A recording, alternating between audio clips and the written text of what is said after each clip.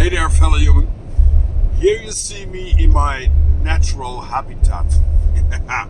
Behind the driver's wheel, going from A to B, and sometimes, especially when I'm driving in my own car, destination unknown. Because as a nomad, sometimes I know like, oh, I'm gonna head out that direction because I have to do this or that. When I'm driving for work, I always have some kind of route that I have to drive. But the good thing about that is when I'm driving around, I can find spots that would fit my stealth camping. Because on Sunday, it's now the 26th, but on Sunday, the 29th, I will be living in my car for 1 year without any problems.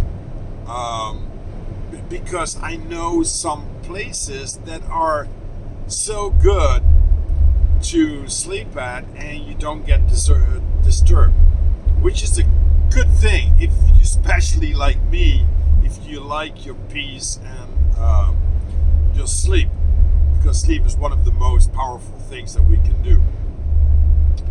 And one thing I have to say, if it doesn't feel comfortable or it doesn't feel right to be on that spot, leave. I had a spot last night that I've been there for quite some time, not every single day, but you know, I try to skip some days, but somehow I could not sleep. It was probably something in the air that made me a little bit off. And this morning when I woke up, I had this strange feeling that I have been watched. Somebody is watching me. And as I get into the front seat, because I have to crawl into my bed in the back seat, but when I get to the front seat, a car drove by, and it's not normal for a car to drive there where I was standing. So that was a little bit odd. So what I'm going to do now is, for the upcoming few days, I will take another spot. So it's not like, oh, he's there again, you know, something like that. So the other thing I'll always be very careful about is cameras. So if you go to a parking lot and there are a lot of cameras around, it's not very suitable to park there overnight because, you know, security systems, maybe police, if they see that someone is going to park overnight and gets out of this car.